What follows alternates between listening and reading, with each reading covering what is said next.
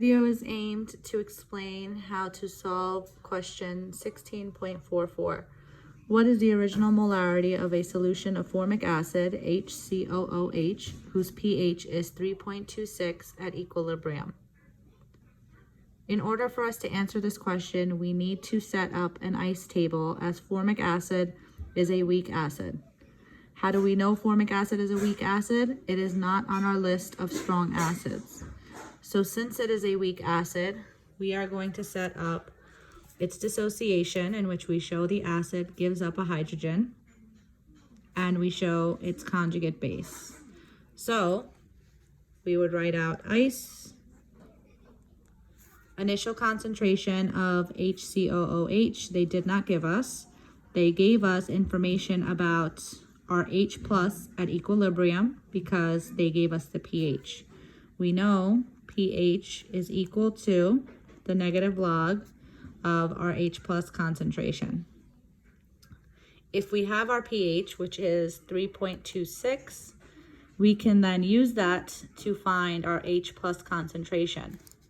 10 to the minus pH will give us our H plus concentration. 10 raised to the negative 3.26 gives us 10 to the minus 3.26 gives us 0.005495. So our concentration of our H plus is equal to 5.5 times 10 to the negative 4 if you put it in scientific notation. Now, if we have this concentration, if we think back to our ice table, we usually are given a concentration of our acid. Let's denote that this time as Y. And we don't have any of our products because the reaction has not proceeded. Over time, we lose from the reactants. We'll denote these as X. And we gain for our products. So since we don't have an original amount for our acid, we are going to solve for it using our Ka, which we will get to in a minute. So Y minus X is going to be our equilibrium. This is X, this is X, okay?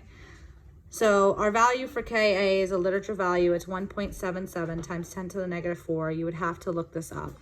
Our Ka, just like any equilibrium constant, is the concentration of your products, or your H plus times your COOH minus over your HCOOH. We're going to plug in, since we have this value, the concentration of our H plus at equilibrium, we have X. So this is 5.5 times 10 to the minus 4 times 5.5 times 10 to the minus 4. And since the value is so small, we're going to assume that it's not going to compare to what the value of Y is and that we can ignore it.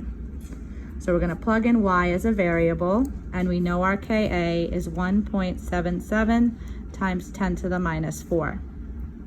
Now we can plug in and solve for Y, and Y will give us the concentration of our HCOOH, and that will allow us to answer the question. Once you plug in and solve for Y, you get a concentration of 0.0017 molar, and that should be your answer.